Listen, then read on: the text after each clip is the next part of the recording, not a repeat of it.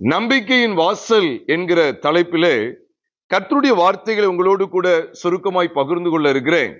அதற்கு ஆதாரமாக நான் எடுத்துக்கொண்ட வசனம் தான் ஓசியா 2வது அதிகாரம் 15வது வசனம்.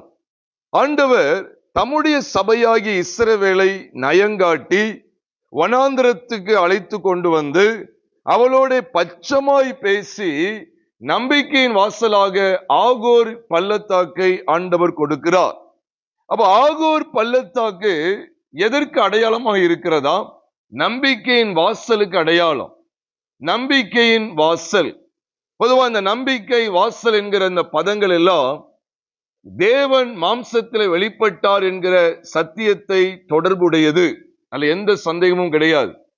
நம்பிக்கை மற்றும் வாசல் ஆகிய இரண்டு பதங்களும் தேவன், அதாவது தேவகுமாரனாகிய கிறிஸ்து உங்களையும் என்னையும் மீட்கும்படியாய் அல்லது மீட்கும் பொருளாக மனுஷகுமாரனாய் இயேசு என்கிற பெயர்ல இந்த பூமியில வெளிப்பட்டாரு. அதற்கு அடையாளமாகவே இந்த ரெண்டு வார்த்தைகளும் பயன்படுத்தப்பட்டிருக்கிறது, நம்பிக்கை மற்றும் வாசல். முதல்ல அந்த நம்பிக்கையின் வாசல் என்பது யாரை குறிக்கிறது என்பதை உங்களோடு சுருக்கமாய் பகிர்ந்து கொண்டு, ஏன் ஆண்டவர் நம்பிக்கையின் வாசலை ஆகோரின் பள்ளத்தாக்குக்கு அடையாளப்படுத்துகிறார் என்பதையும் உங்களோடு கூட நான் பகிர்ந்து கொள்ள இருக்கிறேன். பிரியமானவர்களே, இந்த நம்பிக்கை மற்றும் வாசலை நாம் எவ்விதமாய் தியானிக்க வேண்டும் என்றால் அது யாரை குறித்து சொல்லுகிறது? எபிரேயர் 6வது அதிகாரம் 18ஆம் வசனத்தை நீங்கள் நானும் பார்ப்போமே ஆனால், நமக்கு முன் வைக்கப்பட்ட நம்பிக்கையை பற்றி கொள்ளும்படி அடைக்கலமாய் ஓடி வந்த நமக்கு இரண்டு மாறாத விசேஷங்களினால் நிறைந்த ஆறுதல் உண்டாகும்படிக்கு எவ்வளவேனும் பொய்யுரையாத தேவன் அப்படி செய்தார். அப்ப எபிரேயர் 6வது அதிகாரம் எதை பற்றி பேசுகிறது? பொதுவா எபிரேயர் முழுக்க யாரை குறித்த வெளிப்பாடு நிறைந்த சத்தியங்கள் என்று சொன்னால் குமாரனாகிய இயேசு கிறிஸ்துவை குறித்த வெளிப்பாடு நிறைந்த சத்தியங்கள். அதை ஒருவரும் மறந்து போக கூடாது. ஏனென்றால் எபிரேயர் முழுக்க எபிரேயர்களாய் இருந்த இஸ்ரவேல் ஜனங்கள் ஆசரித்து வந்த பண்டிகைகள், மாதப்பிறப்பு, பலிகள், இவைகளுடைய நியமம், இவைகளுடைய இரத்தம் பூசுதல் ஆகிய இப்படிப்பட்ட நியமங்களை அனுசரித்து அவைகளினால் அவர்கள் பூரணப்படாதவர்களாய் காணப்பட்டிருந்தார்கள். அவையெல்லாம் தாண்டி புது உடன்படிக்கையின் மத்தியஸ்தராய் தேவகுமார் இந்த பூமியில வெளிப்பட்டு உங்களையும் என்னையும் பூரணப்படுத்துகிறார் என்கிற சத்தியத்தை எபிரேய புஸ்தகம் நமக்கு வெளிப்படுத்தி காட்டுகிறது. அப்படிப்பட்ட வெளிச்சத்தை காண்பிக்கிற இந்த எபிரேய புஸ்தகத்தில தான் 6வது அதிகாரம் 18ஆம் வசனத்திலே பார்க்கிறோம், நமக்கு முன் வைக்கப்பட்ட நம்பிக்கையை பற்றி கொள்ளும்படி அடைக்கலமாய் ஓடி வந்த நமக்கு இரண்டு மாறாத விசேஷங்களினால் நிறைந்த ஆறுதல் உண்டாகும்படிக்கு எவ்வளவேனும் பொய்யுரையாத தேவன் அப்படி செய்தார் என்கிற விளையேறப்பட்ட சத்தியங்களை நாம் பார்க்கிறோம். ஆக பிரியமானவர்களே, அப்போ நமக்கு முன் வைக்கப்பட்ட நம்பிக்கை என்று சொல்லுகிறாரு. அது யாரை பற்றியதுன்னு சொல்லி அதுக்கு அடுத்தடுத்து வாசிப்பீர்கள் என்றால், அந்த நம்பிக்கை நமக்கு நிலையும் உறுதியும் திரைக்குள்ளாக போகிறதுமான ஆத்தும நங்குரமாய் இருக்கிறது என்று சொன்னது மாத்திரமல்ல, அதை தொடர்ந்து சொல்லுகிறார், அந்த நம்பிக்கை திரைக்குள்ளே போகிறது. மறக்க கூடாது, அந்த நம்பிக்கை எதுக்குள்ள போகிறது? திரைக்குள்ளே போகிறது. அதை தொடர்ந்து வசனம் சொல்லுது, நமக்கு முன்னோடினவராகிய இயேசு மெல்கிசேதேக்கின் முறைமையின்படி நித்திய பிரதான ஆசாரியராய் நமக்காக அந்த திரைக்குள் என்ன செஞ்சிருக்கிறார்? பிரவேசித்திருக்கிறார். இந்த வசனத்தை நல்லா பார்த்தியே வாங்கன்னு, அந்த திரைக்குள் பிரவேசித்திருக்கிறார். அப்ப எவ்வளவு அழகா இருக்கு பாருங்க. நம்பிக்கை அது ஆத்தும நங்கூரமா திரைக்குள் பிரவேசிக்கிறது. அதுக்கு அடுத்த வசனத்துல சொல்லும் போது, மெல்கிசேதேக்கின் முறைமையின்படி நித்திய பிரதான ஆசாரியராய் இயேசு அந்த திரைக்குள் பிரவேசிச்சிருக்கிறார். முதல்ல பார்க்கிறோம், அந்த நம்பிக்கை தான் திரைக்குள்ள போகுதுன்னு பார்க்கிறோம். இப்ப அந்த நம்பிக்கை யாரா வெளிப்படுத்தப்படுகிறது சொன்னா இயேசு. எந்த சந்தேகமும் கிடையாது. எபிரேயர் 6வது அதிகாரம் 18, 19, 20 இந்த 3 வசனங்களை நாம் வாசிப்போமே ஆனால், அந்த நம்பிக்கை யாருதான்? இயேசு கிறிஸ்து, நித்திய பிரதான ஆசாரியராகிய இயேசு கிறிஸ்து. அதான் நம்பிக்கையை பற்றி கொள்ளும்படி அடைக்கலமாய் ஓடி வந்த நமக்கு என்று சொல்லும்போது, விசேஷமா இது எந்த அர்த்தத்துல வெளிப்படுத்தப்பட்டது என்று சொன்னால், கிறிஸ்து மரித்தோரிலிருந்து எழுப்பப்பட்டார். இந்த சாயலை எப்பவுமே பார்க்கணும் பிரியமானவர்களே. இதுலதான் நம்முடைய பூரணம், ஒட்டுமொத்த பூரண கிறிஸ்தவ வாழ்க்கையே இதுலதான் அடங்கி இருக்கிறது. ஏனென்றால் கிறிஸ்துவின் உயிர்த்தெழுந்த சாயலை தாண்டி பூரணமான சாயல் எவருக்கும் கொடுக்கப்படவில்லை, கொடுக்கப்படுகிறது இல்லை, கொடுக்கப்பட போவதும் இல்லை. ஆகவேதான் இந்த விசேஷித்த செய்தி இன்றைக்கு கேட்கிறோம், நம்பிக்கையின் வாசல். அது என்ன நம்பிக்கையின் வாசல்? சரி, நம்பிக்கை இயேசு கிறிஸ்துன்னு சொல்றீங்க, வாசல் யார்? வேதத்துல வாசு பாருங்க. யோவான் எழுதின சுவிசேஷம் 10வது அதிகாரம் 9வது வசனத்துக்கு வரும்போது அங்கே சொல்லுகிறார், நானே வாசல் என்று சொல்லுகிறார். நானே வாசல், என் வழியாய் ஒருவன் உட்பிரவேசித்தால் அவன் ரட்சிக்கப்படுவான், அவன் உள்ளும் புறம்பும் சென்று மேய்ச்சலை கண்டடைவான் என்று சொல்லுகிறார். எங்கே? யோவான் 10வது அதிகாரம் 9வது வசனத்துல. ஏன் நானே வாசல் சொன்னார் தெரியுமா? நானும் வாசல் ஏன் சொல்லல அப்படின்னா, அதுக்கு முன்னால சொல்றாரு, முந்தின வசனம் 8ஆம் வசனத்துல சொல்றாரு, எனக்கு முன்னே வந்தவர்கள் எல்லாரும் கள்ளரும் கொள்ளைக்காரருமாய் இருக்கிறார்கள், கொள்ளைக்காரருமாய் இருக்கிறார்கள், ஆடுகள் அவர்களுக்கு செவி கொடுக்கவில்லை. அப்போ அவருக்கு முன்னால யாரெல்லாம் வந்தாங்கன்னு பார்த்தா, அவருக்கு முன்னால் அநேக பண்டிகைகளை ஆசரிக்கக்கூடிய பாரம்பரிய யூத ஜனங்கள் காணப்பட்டிருந்தார்கள். பிரதான ஆசாரியர், அவர்களுக்கு ஒரு விதமான கொள்கை, சதுசேயருக்கு ஒரு விதமான கொள்கை, பரிசேயருக்கு ஒரு விதமான கொள்கை, யோவானுடைய சீசருக்கு ஒரு விதமான கொள்கை, ஏரோதியருக்கு ஒரு விதமான கொள்கை என்று சொல்லி, நியாயசாஸ்திரிகளும் அப்படி ஒன்று வித்தியாசமான ஒரு கொள்கை என்று சொல்லி, ஒவ்வொருத்தருக்கும் ஒரு விதமான கொள்கை. அதிலையும் சதுசேயருடைய புளித்தமா, பரிசேயருடைய புளித்தமா, ஏரோதுடைய புளித்தமா, இப்படி ஆளுக்கு ஆளுக்கு ஒவ்வொரு விதமான உபதேசத்தை ஏற்படுத்தி கொண்டார்கள். உபதேசத்தை மாற்றவும் செய்தார்கள். மார்க் 7வது அதிகாரத்தில் பார்க்கிறோம், தகப்பனையும் தாயும் கனமண்ணுவாயாக என்று சொல்லியிருக்கிறது. அந்த கட்டளையை அவத்தமாக்குவதற்கு கொர்பான் என்கிற ஒரு காணிக்கை கொடுத்து விட்டால் உன் கடமை தீர்ந்தது, இனி தகப்பனுக்கும் தாய்க்கும் நீ உதவி செய்ய வேண்டிய அவசியமில்லை என்பதையும் திணித்து விட்டார்கள். இவ்விதமாய் அதான் ஆண்டவர் சொன்னார், எனக்கு முன்னே வந்தவர்கள் எல்லாரும் கள்ளரும் கொள்ளைக்காரருமாய் இருந்தார்கள் சொல்லல, இருக்கிறார்கள் சொன்னார். அட் பிரசன்ட் அவருடைய காலகட்டத்தில் கள்ளரும் கொள்ளைக்காரரும் இருந்தார்கள். அப்பந்தான் வாசலை குறித்து, வெளிப்பாட்டு குறித்து பேசுற. நல்ல கவனிச்சே வாங்க. நம்ம இந்த செய்திக்கு தலைப்பு என்ன? மீண்டும் ஞாபகப்படுத்துகிறேன், நம்பிக்கையின் வாசல். நம்பிக்கையின் வாசல். அப்ப இந்த பைபிள் என்ன சொல்லுது? நம்பிக்கையின் வாசல் அப்படின்னு சொன்னாலும் என்ன அர்த்தம்? the door of hope அப்படின்னு சொல்ல முடியும். the door of hope அப்படின்னு சொல்ல முடியும். அப்ப நம்பிக்கை யாருன்னு பார்க்கிறோம்? நம்பிக்கையாய் வெளிப்படுத்தப்பட்ட அந்த இடத்தை பார்க்கும்போது எபிரேயர் 6வது அதிகாரம் 18, 19, 20ல அவர்தான் நம்பிக்கைன்னு சொல்லப்பட்டிருக்கு. எந்த வெளிச்சத்துல தெரியுமா? நம்முடைய பழைய மனுஷனை அவர் களைந்து போடுகிற மரணத்தின் சாயலை தாண்டி அவரையே நமக்கு சாயலாய் கொடுத்திருக்கிற மகிமையான உயிர்த்தெழுதலின் சாயலை அது காண்பிக்கிறது. சாதாரணமா எடுக்கக்கூடாது, வசனத்தை சாதாரணமா எடுத்துக்கூடாது. அவர்தான் நம்பிக்கை. நீங்க தான் நம்பிக்கை. அப்படி சாதாரணமா சொல்றதல்ல கிறிஸ்தவ வாழ்க்கை. அவரை நம்பிக்கைன்னு சொல்லி, அவர்தான் நம்முடைய நம்பிக்கை என்று எந்த இடத்துல வெளிப்படுத்தப்படுகிறார் சொன்னா, மெல்கிசேதேக்கின் முறைமையின்படி பிரதான ஆசாரியராய், அந்த நம்பிக்கை என்கிற ஆத்தும நங்கூரமாய் இயேசு அந்த திரைக்குள் பிரவேசித்திருக்கிறார் என்று அவரை அப்படிப்பட்ட இடத்துலதான் நம்பிக்கை என்று சொல்லி இருக்கிறது. இயேசு அற்புதங்களை செய்யும் போது அவர் நம்பிக்கை அப்படின்னு சொல்லியிருக்கலாம். இயேசு எத்தனையோ பிரசங்கங்களை பண்ணும்போது கூட அவர் நம்பிக்கையா இருந்தார் அப்படின்னு சொல்லியிருக்கலாம்.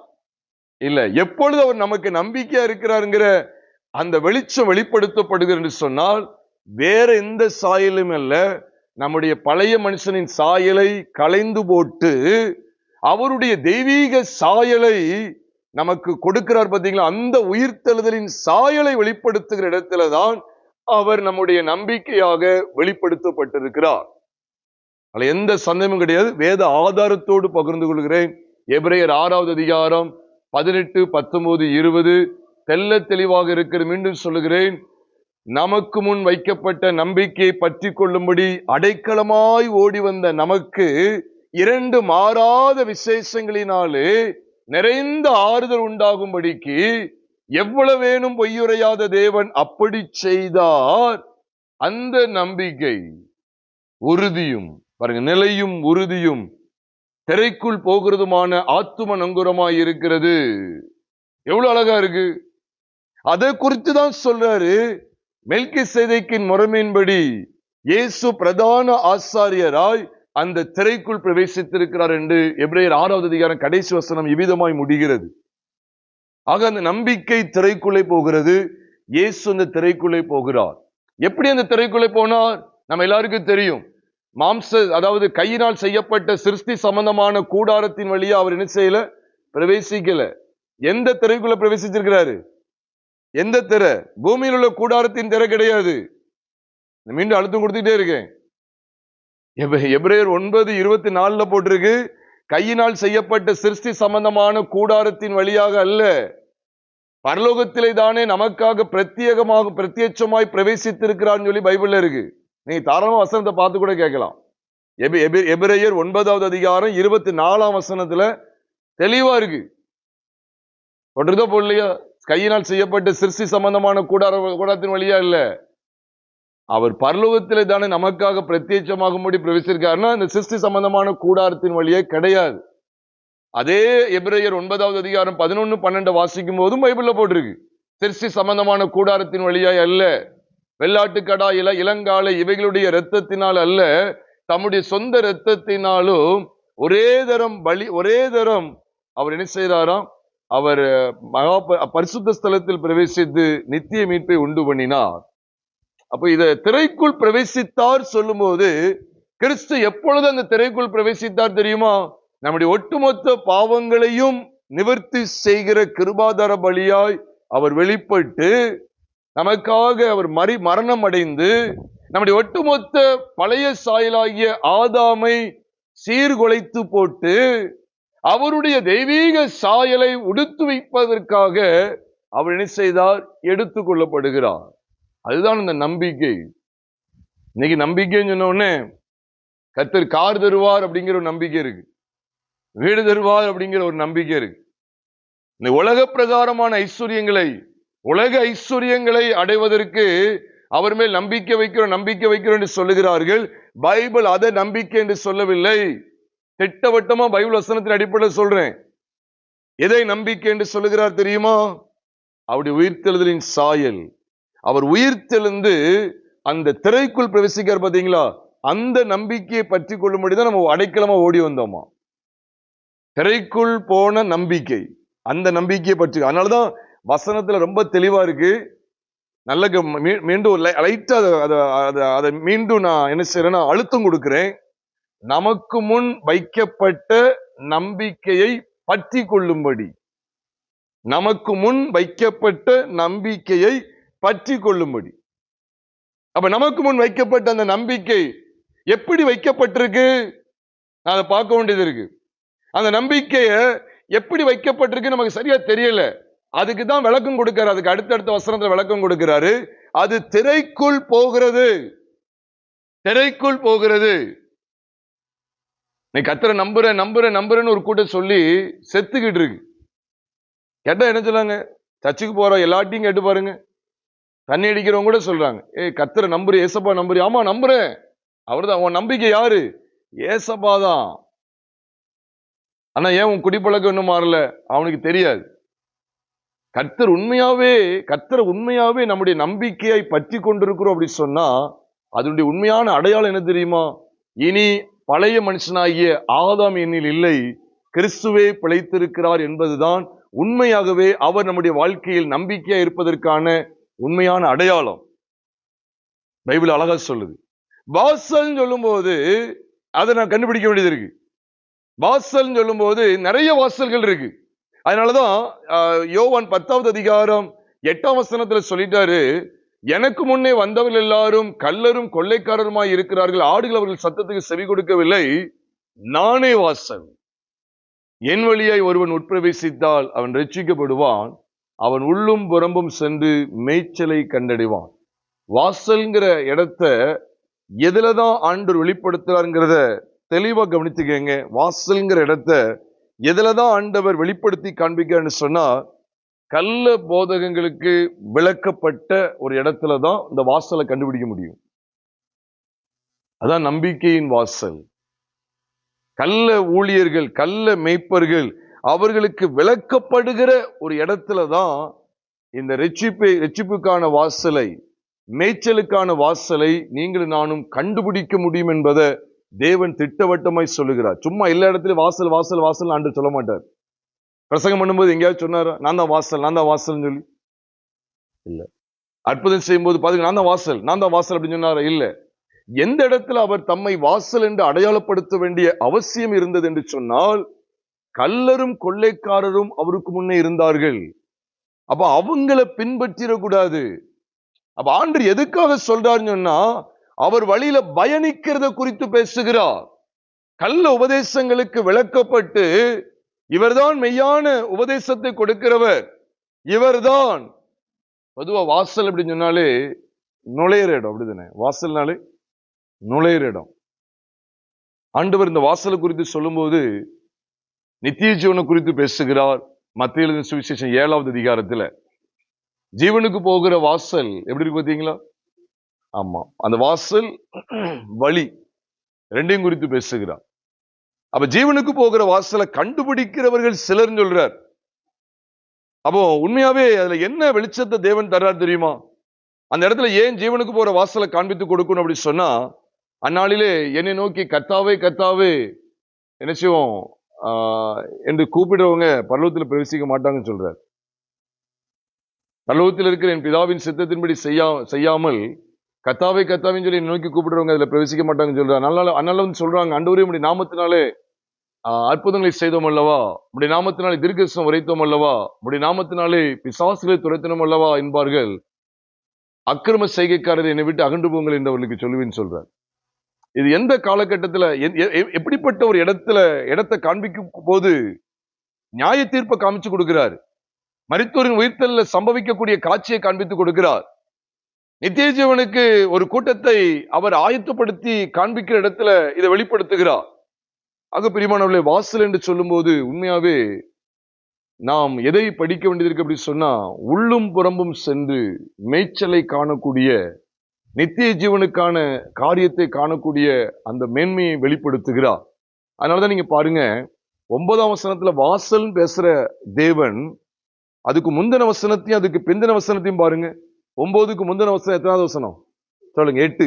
9க்கு பிந்தின வசனம் எந்த வசனம்? 10. 9லயும் திருடனை சொல்றாரு, மன்னிக்கவும் 8லயும் திருடனை சொல்றாரு, 10லயும் திருடனை சொல்றாரு. 8ல என்ன சொல்றாரு? எனக்கு முன்னே வந்தவர்கள் எல்லாரும் கல்லரும் கொள்ளைக்காரமா இருக்காங்க, கல்லர்னு சொல்லி கொடுத்தாரு. திருடன். 10ஆம் வசனத்துல என்ன சொல்றாரு?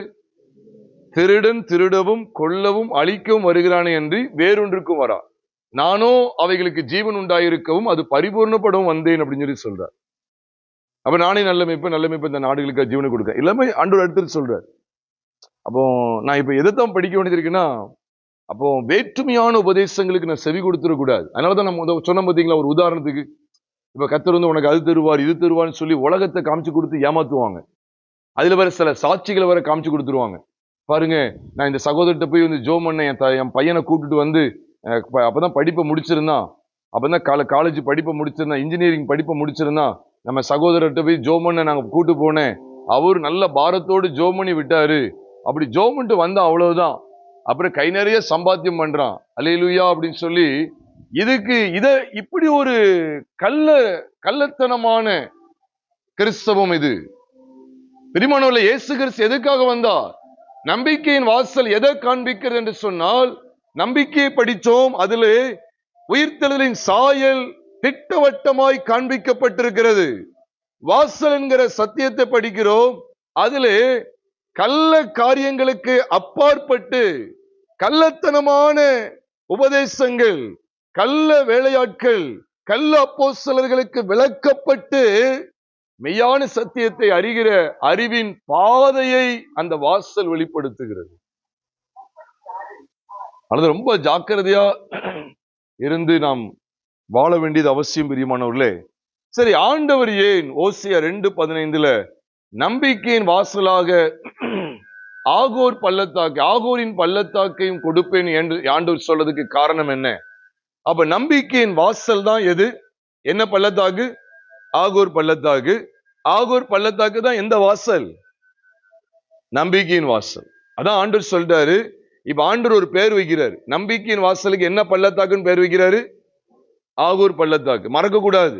ஓசியா 2:15 போட்டிருக்கு, நம்பிக்கையின் வாசலாக ஆகூரின் பள்ளத்தாக்கையும் கொடுப்பேன்னு சொல்றார். அப்ப நம்பிக்கையின் வாசலாகத்தான் ஆகூர் பள்ளத்தாக்கு கொடுப்பார். அப்ப நம்ம இப்ப பார்த்த இந்த ரெண்டையும் நான் மறக்க கூடாது. ஒண்ணு என்ன அப்படின்னா, அவருடைய உயிர்த்தெழுதலின் சாயலை பெற்று அனுபவிப்பது, அதை பற்றி கொள்வதுதான் நம்பிக்கை. கிறிஸ்து என்னுடைய நம்பிக்கையா இருக்கிறார். தேவன் என்னுடைய நம்பிக்கையா இருப்பதற்கு ஒரே சிறந்த அடையாளம் என்ன? என்னுடைய பழைய மனுஷன் களைந்து போடப்பட்டு, என்னுடைய பழைய மனுஷனாகிய ஆதாமும் அவனுடைய செய்கைகளும் களைந்து போடப்பட்டு, கிறிஸ்துவே என்னில் பிழைத்திருக்கிறார், கிறிஸ்துவே எனக்குள் பிழைத்திருக்கிறார் என்பதை வெளிப்படுத்துகிற வாழ்க்கைதான் தேவன் என்னுடைய வாழ்க்கையின் நம்பிக்கையாய் இருக்கிறார் என்பதை வெளிப்படுத்துகிற வாழ்க்கை. இரண்டாவது படிக்கிறோம் வாசல். வாசல் என்பது என்ன?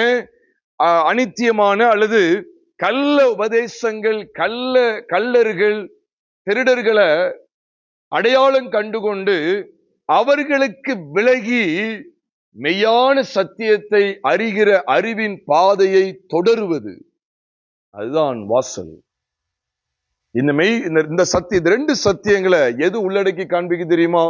ஆகூர் பள்ளத்தாக்கு உள்ளடக்கி காண்பிக்கு. மறக்க கூடாது. ஆண்டவர் எதை பாருங்க, நம்பிக்கையின் வாசலாகத்தான் எதை கொடுப்பேன்னு சொன்னாரு? சத்தமா சொல்லுங்க. ஆகூரின் பள்ளத்தாக்கு கொடுப்பேன். அப்ப ஆகூர் பள்ளத்தாக்கு தான் நம்பிக்கையின் வாசல், நம்பிக்கையின் வாசல் தான் ஆகூர் பள்ளத்தாக்கு. சரி, ஆகூர் பள்ளத்தாக்கு எந்த காலத்துல வெளிப்படுத்தப்பட்டது? யோசுவாவின் புஸ்தகம் 7வது அதிகாரம். மொத்தமாக 26 வசனங்கள் உண்டு. அதுல முதலாவது 26ஆம் வசனத்தை நாம் இப்பொழுது வாசிக்க கேட்போம். யோசுவா 7வது அதிகாரம் 26வது வசனத்தை நான் உங்களுக்காக வாசிக்கிறேன். அவன் மேல் இந்நாள் வரைக்கும் இருக்கிற பெரிய கற்குவியலை குவித்தார்கள். இப்படியே கர்த்தர் தமது கோபத்தின் உக்கிரத்தை விட்டு மாறினார். ஆகையால் அவ்விடம் இந்நாள் வரைக்கும் என்ன பள்ளத்தாக்கு என்னப்படும்? சத்தமா சொல்லுங்க. ஆகோர் பள்ளத்தாக்கு என்னப்படும். இங்கே என்ன சம்பவிக்கிறது அதை சுருக்கமாக சொல்லி நான் முடிக்க வாஞ்சிக்கிறேன். யோசுவா 7வது அதிகாரம் முதல் 2 வசனங்கள்ல பார்க்கும்போது, கர்மிக்கு பிறந்த ஆகான் என்பவன் யூதா கோத்திரத்தில் உள்ள மனுஷன்தான். யூதா கோத்திரத்திலே சேராகுன்னு ஒரு மனுஷன் இருந்தான். அவனுடைய குமாரன் தான் சப்தி. சப்தியுடைய குமாரன் தான் கர்மி. கர்மிக்கு பிறந்தவன் தான் யாரு? ஆகான். ஆகானை குறித்து நமக்கு நன்றாக தெரியும்னால நான் கொஞ்சம் துரிதமா போகிறேன். இந்த ஆகான் என்பவன் சாபத்தீடானதிலே சிலதை எடுத்து கொண்டான். ஆண்டவருக்கு முந்தின அதிகாரம் 6வது அதிகாரம் 18ஆம் வசனத்துல சொல்லிட்டார், சாபத்தீடானதற்கு மாத்திரம் எச்சரிக்கையாயிருங்கள் என்று யோசுவா 6:18 திட்டவட்டமா சொல்லிட்டாரு. எதற்கு எச்சரிக்கையா இருக்க சொன்னாரோ அதையே உள்ள கொண்டுட்டான். அதாங்க போட்டிருக்கு, சாபத்தீடானதிலே சிலதை எடுத்து கொண்டான். ஆகையால் இஸ்ரவேல் புத்திரர் மேல் கர்த்தருடைய கோபம் மூண்டது. அவங்க ஆயிப்பட்டணத்தை முறியடிக்கலான்னு போறாங்க. ஒரு 36 பேரை அவங்க வெட்டிட்டாங்க. அப்படிதான் நம்ம வாசிக்கிறோம். 4ஆம் வசனத்தையும் அது மாத்திரம் இல்ல 5ஆம் வசனத்தை வாசிக்கும் போது, ஆயின் மனுஷர் அவர்களில் ஏறக்குரிய 36 பேரை வெட்டி போட்டார்கள். கொஞ்சம் பேர் தான், 2000-3000 போய் 2000-3000 பேர் போனாலே போதும், லட்சக்கணக்கான பேர் போக வேண்டாம். வெறும் 2000-3000 பேர் போய் ஆயியை முறியடிச்சிடலான்னு சொல்லி அங்கே 3ஆம் வசனத்திலே சொல்லப்படுகிறது. ஆனாலும் முறியடிக்க முடியவில்லை. இவர்கள் தான் முறியடிக்கப்பட்டார்கள். இஸ்ரவேலர் தான் முறியடிக்கப்பட்டார்கள். 36 பேர் அவங்க வெட்டிட்டாங்க. நான் சுத்தி வளைக்காம காரியத்துக்குள்ள வருகிறேன். இது எந்த சூழ்நிலையில் அப்படின்னு சொன்னா, ஆகான் என்பவன் சாபத்தீடானதிலே சிலதை எடுத்துக்கொண்டான். அப்போ ஆண்டவர் என்ன செய்யறா? அங்க இல்லை. ஆண்டவருடைய செயல்பாடு அங்க இருக்க மாட்டுக்கு. முற்றிலும் அவர் விலக போறாரு. அதுதான் அவர் சொல்லிட்டாரு. என்ன சொல்லிட்டாருன்னா, நீங்க இதை இப்ப 12ஆம் வசனத்தை பாருங்க. 12ஆம் வசனத்துல அவர் சொல்லிட்டார். 11ஆம் வசனத்திலிருந்தே சொல்றேன். 11ஆம் வசனத்திலிருந்து, இஸ்ரவேலர் பாவம் செய்தார்கள், நான் அவர்களுக்கு கட்டளையிட்ட என் உடன்படிக்கையை மீறினார்கள், சாபத்தீடானதில் எடுத்துக்கொண்டதும் களவு செய்தது. திருடன் வந்துட்டான் பாருங்க. நம்பிக்கையின் வாசல் அறிய போறோம், அதுலதான் ஆண்டவர் காமிச்சு கொடுக்கிறார். களவு செய்தது, திருடனை அடையாளம் காமிச்சு கொடுத்துட்டார். அந்த யார் திருடங்கிறத அடையாளம் கண்டுட்டு அது அப்படியே நிக்கரகம் பண்ணார் பாத்தீங்களா, உடனே ஆகூர் பள்ளத்தாக்கு வந்துடுச்சு. நம்பிக்கையின் வாசல் வெளிப்பட்டுட்டு. எல்லாமே ஞான அர்த்தம் உள்ளவைகள் பிரியமானவர்களே. வசனத்தை நம்ம சரியா அறிந்து கொண்டு கர்த்தருக்குள்ள நிலைத்திருக்க நீங்களும் நானும் அழைக்கப்பட்டிருக்கிறோம். அதனாலதான் இங்க 11ஆம் வசனத்துல சொல்றாரு, சாபத்தீடானதில் எடுத்துக்கொண்டதும், அடுத்து சொல்றாரு பாருங்க, களவு செய்ததும் வஞ்சித்ததும்.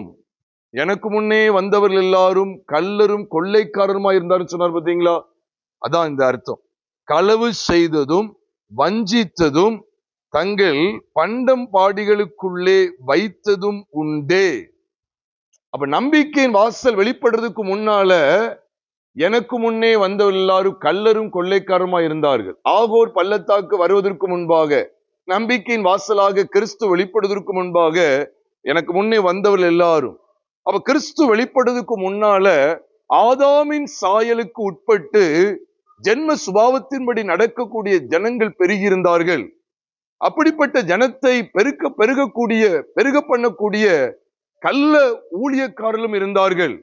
கவனித்து பாருங்க, இவன் செய்தது நிமித்தமா இவனுடைய ஒரு மனுஷனுடைய திருட்டுத்தனத்தினால இவனுக்கு உண்டான எல்லாம் அழிக்கப்பட்டு நிக்கிரகம் பண்ணப்பட்டது என்பதை இதே அதிகாரம் கடைசி பகுதியிலே 25 மற்றும் 26 ஆகிய 2 வசனங்களின் அடிப்படையில் விளங்கிக் கொள்ள முடியும்.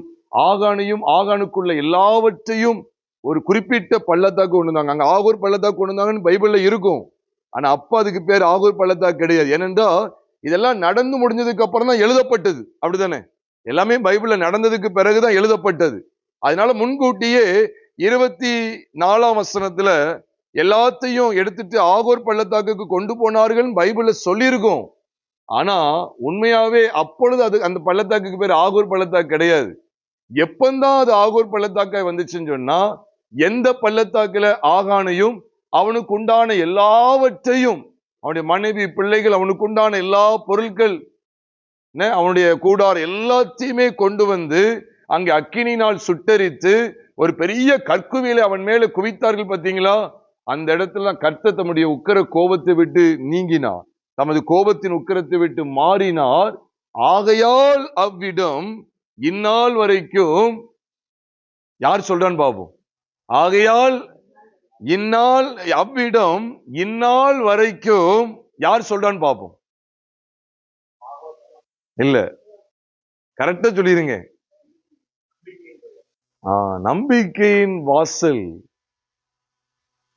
வசனத்தை மாத்த சொல்லல நானு, நம்ம புரிந்து கொள்வதற்காக இதை கேட்கிறேன். ஆகோர் பள்ளத்தாக்கு நம்பிக்கையின் வாசல் என்று சொல்லி எண்ணப்படுகிறது. எந்த இடத்துல தெரியுமா? ஒட்டுமொத்த களவுகளை கர்த்தர் நிக்கிரகம் பண்ணுகிறார். ஒட்டுமொத்த திருட்டுத்தனத்தையும் கர்த்தர் நிக்கிரகம் பண்ணுகிறார். அடையாளம் கண்டுபிடிக்கிறார்கள். களவு திருடனை கண்டுபிடிக்கிறது அங்க வேலை. அந்த திருடன் பேர் என்ன பேரு? ஆமா, களவு செய்யலாம், ஆகான். அப்ப ஆகானை கண்டுபிடிக்கணும், திருடனை. அதான் ஆண்டு காமிச்சு கொடுக்காரு. கொடுத்ததுக்கு பிறகுதான் சொல்றாரு நானே வாசல் சொன்னார். அப்ப இங்க என்ன நடக்க தெரியுமா? சீட்டு போடுறாங்க. யார் யார் மேல விழுது தெரியுமா? அப்படியே விழுந்துகிட்டே இருக்கு. இவன் தன்னுடைய தப்ப சொல்லவே மாட்டேங்கான். சீட்டு போட்டாங்கன்னு இதுல இல்ல, ஆனா குறிக்கிறாங்க. 14ஆம் வசனத்திலிருந்து பாத்தீங்கன்னா குறிக்கிறாங்க. காலையில நீங்கள் கோத்திரம் கோத்திரமாக வர வேண்டும். அப்பொழுது கர்த்தர் குறிக்கிற கோத்திரம் வம்சமாக வர வேண்டும். கர்த்தர் குறிக்கிற வம்சம் குடும்பமாக வர வேண்டும். கர்த்தர் குறிக்கிற குடும்பம் பேராக வர வேண்டும். அப்புறம்தான் அவனை கண்டுபிடிக்கணும்னு சொல்லும் போது அப்படியே பார்த்தா 16ஆம் வசனத்துல பார்க்கிறோம். இஸ்ரவேலரை கோத்திரமாக வர பண்ணினான். அப்பொழுது யூதாவின் கோத்திரம் என்ன செய்யப்பட்டு குறிக்கப்பட்டு ஆண்டவர் காமிச்சு கொடுக்காரு. யூதா கோத்திரம் தான் அப்படின்னு சொல்லி காமிச்சு கொடுக்காரு. அந்த திருடன் இருக்கிறது அங்கதான் இருக்கான்னு சொல்றாரு. அதுக்கப்புறம் வாசிக்கும் போது அது எந்த வம்சம்னு பார்த்தா சேராகின் வம்சம். சரி, வம்சத்தை எல்லாம் அழைச்சா அங்க சப்தி குறிக்கப்படுறான். சரி, வீடு வீடா உள்ள கொண்டு வந்து பார்த்தா அதுல கர்மியின் மகன் ஆகான் குறிக்கப்பட்டான் சொல்லி 18ஆம் வசனத்தின் பின்பகுதியில வாசிக்கிறோம். பாருங்க எவ்வளவு அழகா இருக்கு பாத்தீங்களா? கோத்திரம் கோத்திரமா வரணும், வம்ச வம்சமாக வரணும், குடும்பம் குடும்பமாக வரணும். அதுக்கப்புறம் பேர் பேராக பிடிச்சிட்டார். திருடனை கண்டுபிடிக்கிறாங்க. இங்க அருமையான ஒரு வேலை நடக்கு, திருடனை கண்டுபிடிக்கிற வேலை.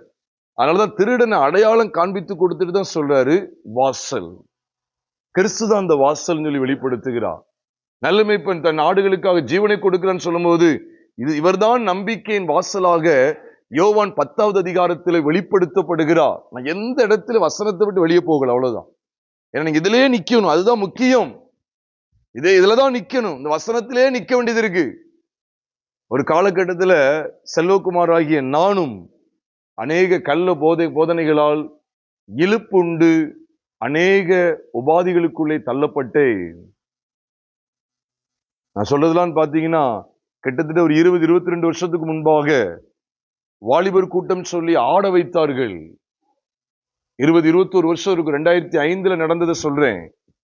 அப்படியே சுத்துவேன், கண்மூடித்தனமா அப்படி சுத்திக்கிட்டு ஒரு மாதிரி வந்து விழணும். நானா கிரியேட் பண்ணுவேன், பார்ப்பேன் எல்லாரும் விழுறாங்க, அத பேர் தான் அபிஷேகம், அப்ப நானும் விழணும்னு சொல்லி அப்படியே ஒரு மாதிரி கண்ணில் அடி பார்ப்பேன். இப்படிப்பட்ட ரீதியிலே கள்ள போதனைகளால் பிடிக்கப்பட்டிருந்தேன். ஆடணும் சொல்லி கொடுத்தாங்க. எரிகோவை சுத்தி போனாங்களே, நம்மளும் ஒரு ஆடணும் சொல்லி.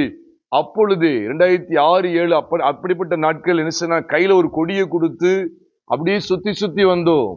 சத்தியத்தை அறியாமல் இருந்தேன், கள்ள போதனைகளினால் சிக்குண்டு கடந்தேன், அலைந்தேன். அது உண்மையாகவே எந்த இடத்துல பாருங்க அழகா சொல்லப்பட்டிருக்கு. அந்த திருட்டுத்தனம் கண்டுபிடிக்கப்படுது பார்த்தீங்களா? என்ன திருடினா? நம்ம எல்லாருக்கும் தெரியும்.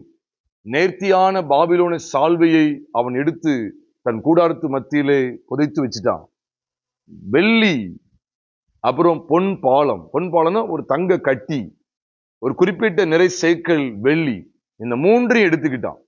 பொன், வெள்ளி, வஸ்திரம், இந்த மூன்று இன்னைக்கு ரொம்ப முக்கியமான, தெரியுமா உங்களுக்கு? வஸ்திரம்னா அவன் வஸ்திரன் போடல, சால்வைன்னு போட்டிருக்கு. அதான் துணிமணி. இன்னைக்கு துணி இருக்கு பாருங்க, அதுக்கப்புறம் பொண்ணு, வெள்ளி, இந்த மூணுமே நல்லா உத்து பாருங்க. ஒரு மனுஷன் தன்னுடைய சரீரத்துல அணியக்கூடியது. இந்த மூணுமே பாருங்க, சால்வையும் சரி, பொண்ணும் வெள்ளியும் சரி, இது ஆபரணங்கள் ஆக்கி என்ன செய்வாங்கன்னா அணிந்து கொள்வாங்க. இது எதை காண்பிக்கும் சொன்னா, சரீரத்தை ஜோடிக்கக்கூடியவைகள், சரீரத்தை மேன்மையாய் காட்டக்கூடியவைகள், இந்த சரீரத்துக்கானவைகள், இந்த சரீரத்தை அப்படியே கொஞ்சம் மெருகேற்றக்கூடியது, இந்த சரீரத்தை அப்படியே பிறர் மத்தியில அப்படியே ஒரு பார்வையாய் காண்பிக்கக்கூடியது. கன்ஸ்பிகியஸ் என்று சொல்லலாம், அல்லது ஆஸ்டென்டேஷியஸ் அப்படின்னு சொல்லலாம். அவ்விதமா காண்பிக்கக்கூடியது. மனுஷன் வேஷமாகவே மனுஷன் தெரிகிறான், விருதாவாகவே சஞ்சலப்படுகிறான், ஆசையை சேர்த்து வைக்கிறான், யார் அதை வாரிக்கொண்டு போவான் என்பதை அறியான் என்று வேதத்துல சொல்லப்பட்டிருக்கு. மனுஷன் கவலைப்படுறது எல்லாம் எதுக்கு தெரியுமா? அந்த சரீரத்துக்காக தான். இந்த சரீரத்தை அலங்கரிக்கிற விதம் தான் இது. சால்வை, பொண்ணு, வெள்ளி, அதுலயும் நல்ல அட்ராக்டிவா காமிக்கிறது. இன்னைக்கு மோஸ்ட் ஆஃப் த கிறிஸ்டியன், நான் சொல்வேன், the most of the so called Christians want to be looked, want to look more attractive among others. மற்றொரு மத்தியிலே தாங்கள் ரொம்ப கவர்ச்சியா காண்பிக்கணும், உலகத்துக்கு ஒத்த வேஷம் தரிக்கணும். எதுக்கு இந்த சரீரத்துக்கானவர்களை குறித்து பேசியிருக்கேன் தெரியுமா? இதைத்தான் அன்னைக்கு உள்ள கல்லர்கள் செஞ்சாங்க. யோவான் 10:8 சொல்லி கொடுத்தாரு, எனக்கு முன்னே வந்தவர் எல்லாரும் சொல்லிட்டு நானே வாசல், நம்பிக்கையின் வாசலாக தம்மை வெளிப்படுத்தினாரு. அப்ப அவர்கள் செய்தல என்ன தெரியுமா? சொல்லணுமா நினைச்சிடக்கூடாது. ஆண்டவரே கடிந்து கொண்டார்.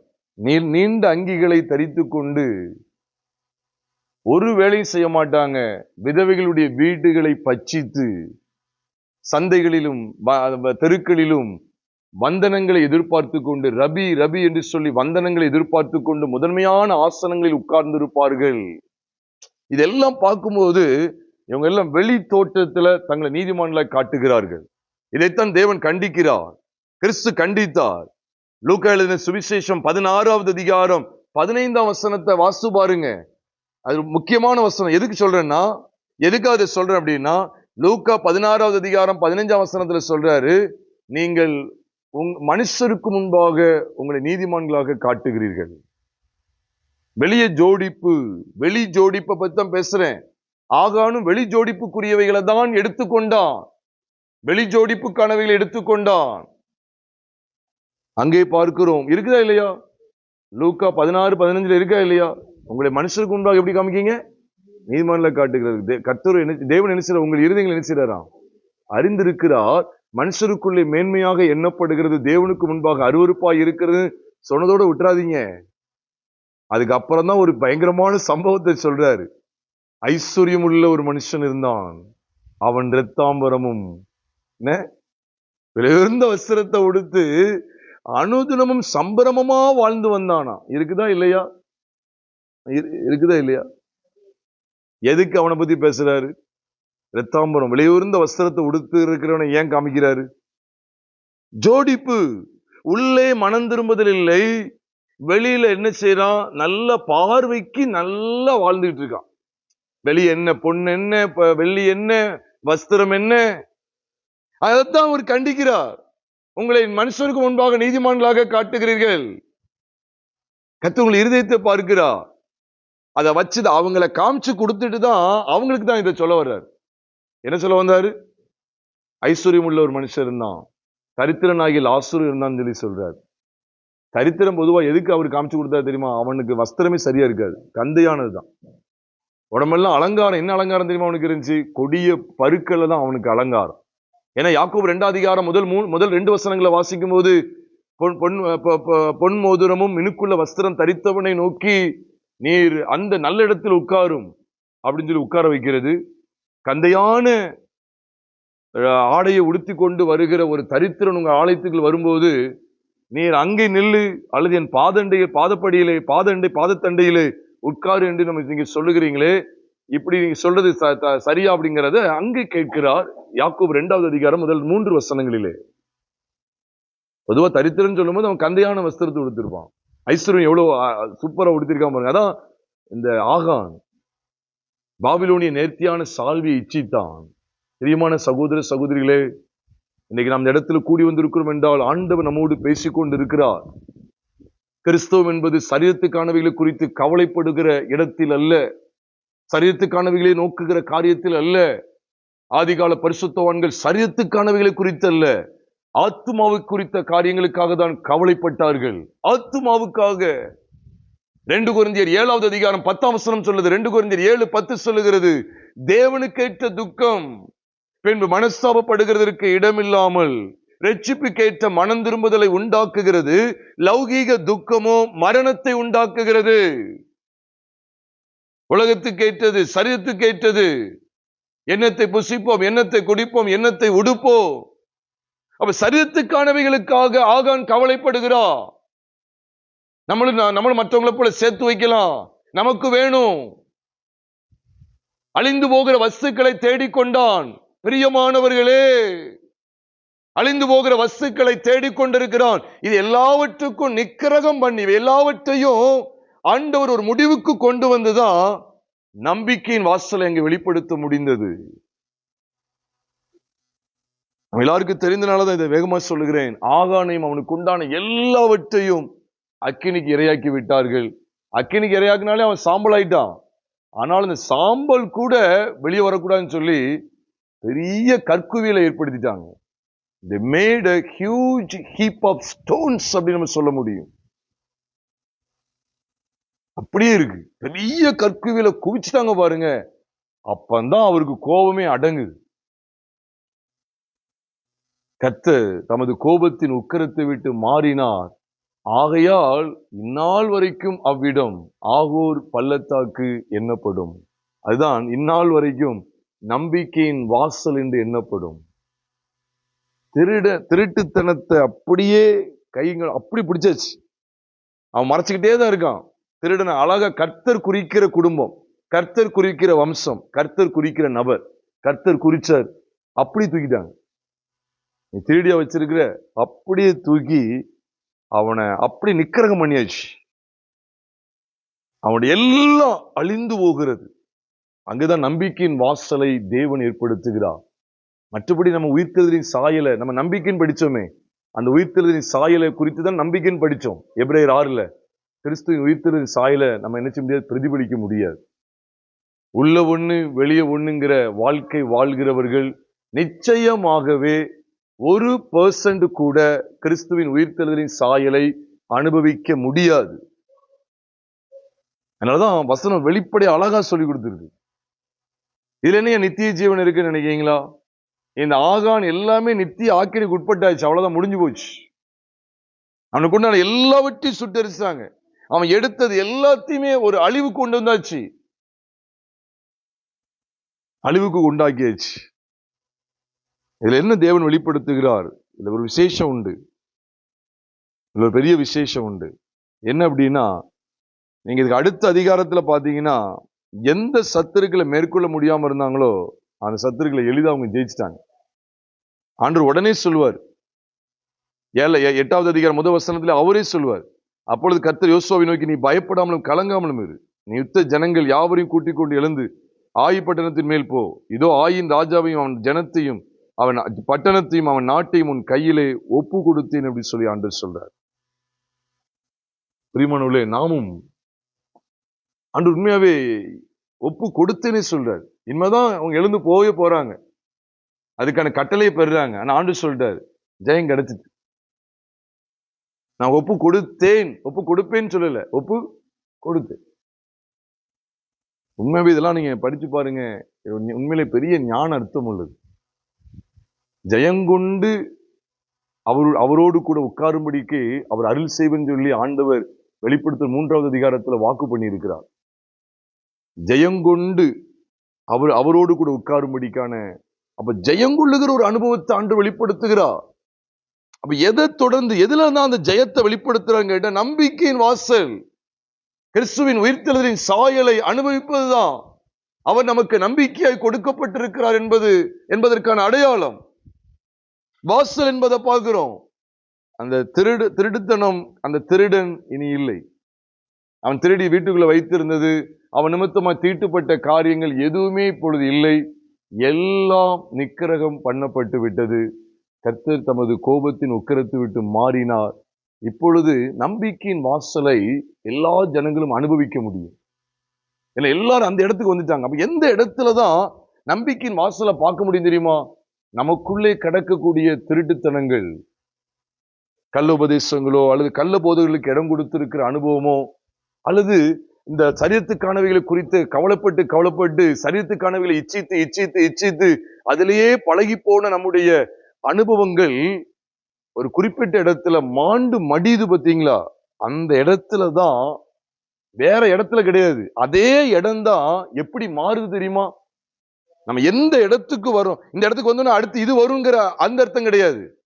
எந்த இடத்துல இவைகள் எல்லாம் நிக்கிரகம் ஆகிறதோ, சரீரத்துக்கானவைகளை யோசிக்கிறது, அந்த சரீரத்துக்கானவைகளுக்கு இச்சிக்கக்கூடிய ஆதாமே கிறிஸ்துவின் மரணத்தில் அழிந்து போகிறான்.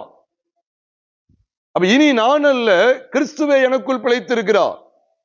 அப்ப கிறிஸ்துடனே கூட சிலுவையில் அறையப்பட்டேங்கிறதா இந்த இடத்துக்கு வரணும். நீங்க ஆகானும் அவனுக்கு உண்டான எல்லாமே நிக்கிரகம் பண்ணப்படுகிறது. ஆகானுக்குள்ள கிரியை செய்த சாயல் எது தெரியுமா? யாருடைய சாயல் சொல்லுங்க? ஆதியாகமம் 3வது அதிகாரத்திலிருந்து வருது. அது யாருடைய சாயல்? இல்ல, ஆதியாகமம் 3வது அதிகாரத்துல இருந்து இருக்கு. ஆகான் செஞ்ச தப்ப சொல்றேன்.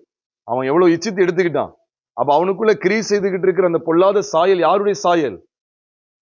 ஆதாமினுடைய சாயல், பழைய மனுஷனுடைய சாயல். அதுல என்ன சந்தேகம்? ஆதாம் விழுந்து போனதிலிருந்து இப்ப வரைக்கும் அவனுடைய சந்ததியினருக்கு அவன் சாயலை மட்டும்தான் கொடுத்துக்கிட்டே இருக்கிறான். நாம் என்றைக்கு கிறிஸ்து இயேசுவை பற்றுகிற விசுவாசத்தினாலே மறுபடியும் பிறந்த அனுபவத்துக்குள்ள வருகிறோமோ, அப்பொழுதுதான் நாம் பழைய மனுஷனாகிய ஜென்ம சுபாவத்துக்குரிய மாம்சத்துக்குரிய ஆதாமின் சாயலுக்கு நீங்களாக்கப்படுகிறோம். மனம் திரும்பும் போது அந்த முக்காடு எடுபட்டு போகிறது. அப்ப இங்க ஆகானுக்குள்ள எல்லாவற்றையும் நிக்கிரகம் பண்றாங்க. சரீரத்துக்கானவைகளை இச்சிக்கக்கூடிய அந்த எல்லா எண்ணங்களும் எல்லா செய்கைகளும் எந்த இடத்துல நிக்கிரகம் பண்ணப்படுகிறதோ அதே இடம்தான் நம்பிக்கையின் வாசல். அப்ப நமக்கு ஒரு ஆகூர் பள்ளத்தாக்கு என்னன்னா, நம்ம அதுதான் படிக்க வேண்டியது இருக்கு.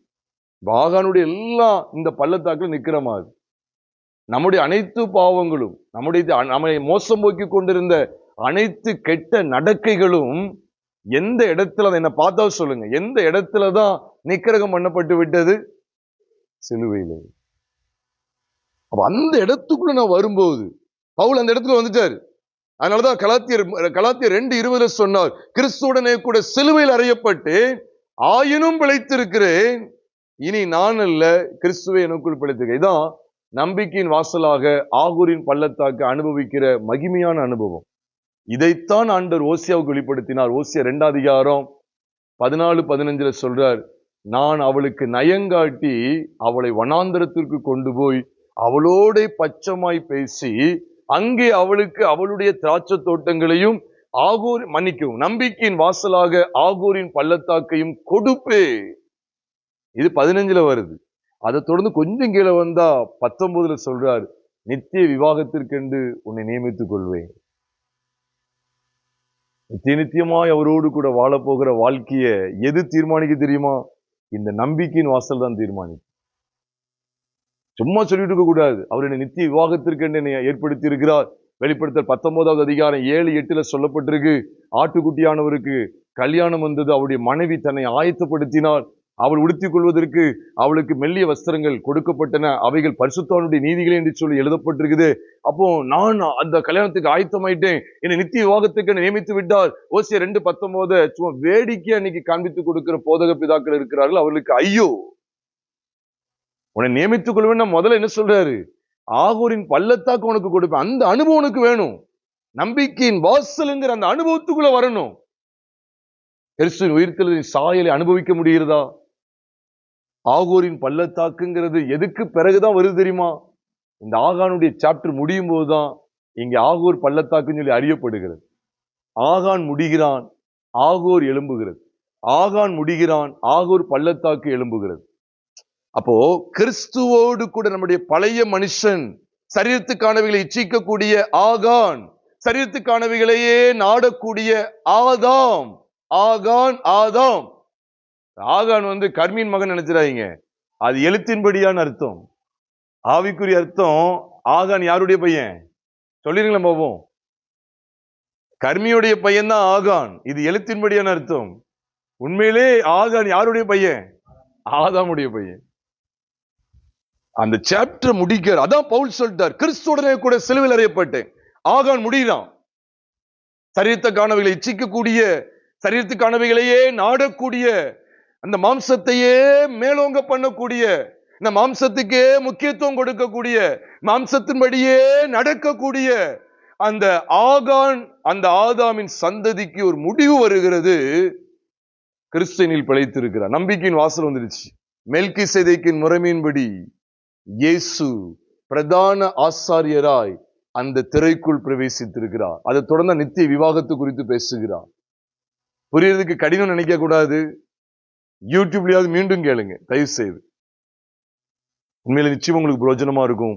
நம்முடைய வாழ்க்கையும் இவ்விதமான தரத்திற்குள்ளே கொண்டு வர தேவன் வாஞ்சிக்கிறார். பிரியமானவர்களே, இவ்விதமான மகிமையான வெளிச்சத்துக்குள்ளே உங்களுடைய என்னுடைய ஜீவியம் காணப்பட வேண்டும் என்று தேவன் எதிர்பார்க்கிறார்.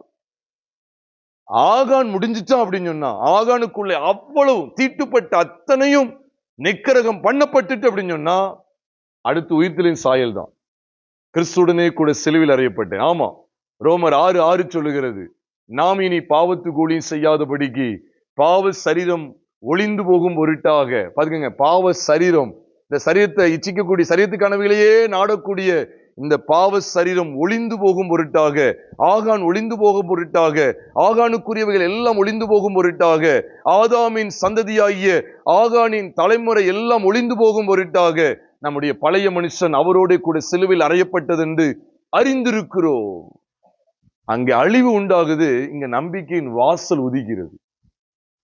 அவங்களுக்கு புரியுது. அப்ப நம்பிக்கை ஆண்டவர் உயிர்த்தெழுதலின் சாயலுக்கு அடையாளமா எபிரேயர் 6 பேசுகிறதனுடைய முகாந்திரத்தை விளங்கி கொண்டீர்களா? ஆகானுடைய மரணத்தை தொடர்ந்து உயிர்த்தெழுதலின் சாயல் பிரகாசிக்கிறது. கிறிஸ்துவின் மரணத்தை தொடர்ந்து கிறிஸ்துவின் உயிர்த்தெழுதலின் சாயலுக்குள்ளே நீங்களும் நானும் வந்து விடுகிறோம். கிறிஸ்துவின் மரணத்தில் எதை பார்க்கிறோம்? நம்முடைய ஒட்டுமொத்த ஆகானையும் ஆண்டவர் பரிகரித்து விட்டார். நம்முடைய ஒட்டுமொத்த பழைய மனுஷனாகிய ஆகானையும் அவனுடைய ஒட்டுமொத்த செய்கைகளையும் கர்த்தர் அவருடைய மரணத்திலே நிக்கிரகம் பண்ணிவிட்டார். இனி ஆகான் இல்லை, ஆகானுக்குரியவைகள் இல்லை, இனி தீட்டுப்படுத்தக்கூடியவைகள் இல்லை. ஆகவேதான் அந்த இடத்துக்கு பேர் நம்பிக்கையின் வாசல். ஆகவேதான் உயிர்த்தெழுதலின் சாயலை நாம் அனுபவிக்க முடியும். அதனாலதான் நாங்களோ சிலுவையில் அறியப்பட்ட கிறிஸ்துவை பிரசங்கிக்கிறோம். ஆச்சரியமா இருக்கலாம். சிலுவையில் அறியப்பட்ட கிறிஸ்து அறிவிக்கிறதுடைய நோக்கம் என்ன தெரியுமா? இதுதான். ஆகான் பல இடங்கள்ல நம்மளை மோசம் போக்கிக்கிட்டே இருக்கிறான். உண்மை பிரியமானவர்களே, வேலை பார்க்க இடத்துல இருக்கலாம், படிக்கிற இடத்துல இருக்கலாம், வீட்டுல இருக்கும்போது கூட இருக்கலாம். இந்த மாம்சத்தை குளிர வைக்கக்கூடிய காரியங்களையே செய்ய வச்சுக்கிட்டு இருக்கிறான். உனக்கு பணம் தேவை, பணத்துக்காக நீ இதை செய்யி. ஒரு பொய் கையெழுத்து தானப்பா, எதுக்கு போட்டு நீ யோசிக்கிற? நீ வேலை பார்க்க இடத்துல ஒரு சின்ன பொய் கையெழுத்து தானே. நான் பெருமைக்கா சொல்லல, முகஸ்துதிக்கான்னு சொல்லல. தம்பி இருக்கிறாரு. தம்பி, நான் உண்மையில எனக்கு ரொம்ப ஆச்சரியமா இருந்தது. நான் வந்த ஒரு முதல் வாரமா 2வது வாரமா தான் இருக்கும், என்கிட்ட போன் அடிச்சு என்கிட்ட கேட்கிறாரு, நான் உங்கள்கிட்ட ஒண்ணு பேசணும் அப்படின்னு சொல்லி. வேலை ஸ்தலத்துல என்ன ஒரு காரியத்துக்கு நெருக்குறாங்க, நான் இதை செய்யலாமா செய்யக்கூடாது அப்படின்னு சொல்லி கேட்கிறாரு. நான் ரொம்ப சந்தோஷப்பட்டேன். இவ்வளவு ஒரு வெளிச்சம் வந்துருச்சு அப்படின்னு சொல்லி. இது அநேக வாலிபர்களுக்கு கிடையாது. அது என்ன ஏது நான் சொல்ல நான் விரும்பல. ஆனா ஒரு காரியம் செய்யறதுக்கான தப்பு, அதை நெருக்குறாங்க. நான் இப்படி செய்யலாமா செய்யக்கூடாது, ஏன்னா அதை நெருக்குறாங்க. இது எப்படி விடலாம்னு சொல்லும் போது நான் ஆண்டுடைய கிருபையினால ஒரு சில ஆலோசனைகள் சொன்னேன், அவ்வளவுதான். அதுபோல சொன்னேன், சந்தோஷமா நல்லா இருக்கு, அது அதை விட்டு விலகிட்டேன், அதை இன்னொரு கையில அப்படி வேற பொறுப்புல கொடுத்துட்டேன், அப்படி இல்லை விலகிட்டேன் அப்படின்னு சொல்லி. இதெல்லாம் நான் பார்க்கும்போது உண்மையில இவ்விதமா நிக்கணும். இந்த போஜனத்தினால நான் தீட்டுப்படுத்த மாட்டேன். தானியேல் 1 அதிகாரத்துல பார்க்கிறோமே, ராஜாவின் போஜனம், ராஜாவின் போஜனத்தை நிராகரித்த மரணம் ஏற்படலாம், ஏற்பட்டுட்டு போட்டும், இந்த போஜனத்தினால என்ன நான் தீட்டுப்படுத்த மாட்டேன். உனக்கு ராஜா உனக்கு கொடுக்கிற போஜனம் உனக்கு தீட்டுப்படுத்திடுமோ, ஆளை காலி பண்ணிருங்க. இல்ல காலி பண்ணாலும் பரவாயில்ல, அவர் எங்களை விடுவிக்காமல் போனாலும் இந்த பொருட்களை நாங்கள் வணங்குவதில்லைங்கிற ஒரு பெரிய உத்வேகம் நமக்குள்ள, இந்த விசுவாசம் காணப்படும். உத்வேகம் சொல்றதை விட விசுவாசம் காணப்படணும் பிரியமானவர்களே. அதனால ஒருவேளை வேலை ஸ்தலத்திலேயோ, படிக்க இடத்திலேயோ, வீட்டுல கூட பாருங்க, நாடகம் பார்க்கணும், சினிமா பார்க்கணும், அப்புறம் அந்த கலை நிகழ்ச்சிகள்ல அறகுறையா பாருங்க, கையெல்லாம் வளையாயிடுச்சு, கை கால்லாம் வளையா போட்டு ட்ரெஸ்ஸை போட்டுக்கிட்டு என்ன எவ்வளவு கேவலமான ட்ரெஸ்ஸை கொடுத்துறாங்க. அதை பார்க்கறது தான் இன்னைக்கு கிறிஸ்தவங்க மும்முரமா இருக்காங்க. அவங்களுக்கு சரியான ரட்சிப்பு கிடையாது. கோயிலுக்கு போயிடணும், காலை ஆராதனை மாலை ஆராதனை, கோயிலுக்கு போயிடணும். அப்புறம் பூரா என்னது, ஃபுல்லா நாடகம் தான், சினிமா தான், அப்புறம் கலை நிகழ்ச்சிகள். ஞாயிற்றுக்கிழமை ஆனா போதும் கலை நிகழ்ச்சிகள், பாட்டுக்கு பாட்டு, அந்த போட்டி இந்த போட்டி, அந்த நிகழ்ச்சி இந்த நிகழ்ச்சி, கேளிக்கைக்குரியதுதான். அவ்வளவு மினுக்கிக்கிட்டு ரொம்ப அழகிகளா தோற்றத்தை காமிச்சுக்கிட்டு இருக்கிற அந்த காட்சியில தான் அந்த சரீரம் கவர்ந்துகிட்டே இருக்கு. ஆகான் இன்னும் சாகல, ஆகானுக்குரியவைகள் இன்னும் சாகல. அப்ப சாகல அப்படின்னா ஆகான் இன்னும் பிழைச்சிருக்கிறான்னா ஆகூரின் பள்ளத்தாக்கு எழும்பவே எழும்பாது. உண்மைதானே? ஆகான் இன்னும் உயிரோட இருக்கிறான்னா நம்பிக்கையின் வாசல் கிடையாது, ஆகூரின் பள்ளத்தாக்கு கிடையாது. நம்ம தேவ சமூகத்துல ஜெபம் பண்ண போறோம். நம்முடைய ஆகான் மரித்து விட்டானாங்கிறது ஆராய்ந்து பாருங்க. சரீரத்து கனவிலே தேடக்கூடிய இந்த ஆதாம், உண்மையாவே சொல்றேன், நற்செய்தி, கிறிஸ்துடனே கூட அவன் மரித்து விட்டான். நம்முடைய பழைய மனுஷன் அவரோட கூட சிலுவையில் அறையப்பட்டது என்று அறிந்திருக்கிறோம் என்று ரோமர் 6வது அதிகாரம் 6ஆம் வசனத்துடைய பின்பகுதியில வாசிக்கிறோம். அப்படியே ஒப்பு கொடுப்போமா? இருக்கிற இடத்துல நம்முடைய கண்களை மூடி பயபக்தியோடு கூட, தேவனே, நம்பிக்கையின் வாசலை குறித்து எங்களோடு பேசியிருக்கிறீர். நம்பிக்கைனா என்ன, வாசல்னா என்னங்கிறத நாங்கள் பார்க்கும்போது உண்மையாகவே ஆண்டவரே, நாங்கள் யோசுவா 7 அதிகாரத்தின் அடிப்படையில் நாங்கள் பார்க்கும்போது எங்களுக்கு வேண்டிய சத்தியங்களை வெளிப்படுத்தி தந்திருக்கிறீர். ஆண்டவரே, உண்மையாவே எங்களுடைய ஒட்டுமொத்த ஆசாபாசங்கள், பாவங்கள், அக்கிரமங்கள், மீறுதல்கள் எல்லாவற்றையும் நீர் கல்வாரி சிலுவையிலே பரிகரித்தீர். ஆண்டவரே, உண்மையாவே அங்கே உம்முடைய மரணத்திலே சகல பாவங்களும் அடிபட்டு விட்டது, நிராகரிக்கப்பட்டு விட்டது, சகல பாவங்களும் நிவர்த்தியாக்கப்பட்டு விட்டது. அதை தொடர்ந்துதான் நம்பிக்கையை நாங்கள் பார்க்க முடிகிறது. நமக்கு முன் வைக்கப்பட்ட நம்பிக்கையை பற்றி கொள்ளும்படி அடைக்கலமாய் ஓடி வந்த நமக்கு என்று எழுதப்பட்டிருக்கிறது. அதை நாங்கள் சிந்தித்து எங்களை அர்ப்பணம் செய்கிறோம். ஆண்டவரே, இனி எங்களில் ஆகான் இல்லை. ஆகானுக்குரியவைகள் ஒன்று கூட கிடையாது, ஒரே ஒரு நாடகம் கூட கிடையாது. ஒரே ஒரு நேரம் மட்டும் லிப்ஸ்டிக் போட்டுக்கிறேன், இல்ல அந்த லிப்ஸ்டிக் கூட அங்க கிடையாது. ஒரே ஒரு நேரம் மட்டும் இந்த ப்ரோக்ராமுக்கு மட்டும் நான் கண்மை போட்டுக்கிறேன். இல்ல, அந்த ஆகான் இனி இல்லை. ஆகானுக்குரிய யாவையும், ஆகானுக்குள்ள யாவையும், அந்த வார்த்தையை நாங்கள் படிக்கிறோம் ஆண்டவரே. யாவையும். ஒரே ஒரு இடத்துல கோவப்பட்டுக்கிட்டா, ஒரே ஒரு நாடகம் மட்டும் பாத்துக்கிறேனே, இல்ல, அது முடியவே முடியாது. கிறிஸ்துடனே கூட சிலுவையில் அறையப்பட்டு ஒட்டுமொத்த பழைய மனுஷனும் மரித்து விட்டான். ஒட்டுமொத்த பழைய மனுஷனும் அவனுடைய செய்கைகளும் மாண்டு விட்டது. எங்கள் காண்பித்துக் கொடுத்த எல்லா சத்தியங்களுக்காக ஸ்தோத்திரம் செலுத்துகிறோம் ஆண்டவரே. தகப்பனே, நம்பிக்கையின் வாசலாக ஆகூரின் பள்ளத்தாக்கை உம்முடைய சபையாகிய இஸ்ரவேலுக்கு நீர் கொடுப்பேன் என்று வாக்கு கொடுத்ததை இன்றைக்கு நாங்கள் தியானிக்கும் போது, அதை தொடர்ந்துதானே ஆண்டவரே நித்திய விவாகத்திற்கென்று உம்முடைய சபையை நீர் நியமித்துக் கொள்ளுகிறீர்.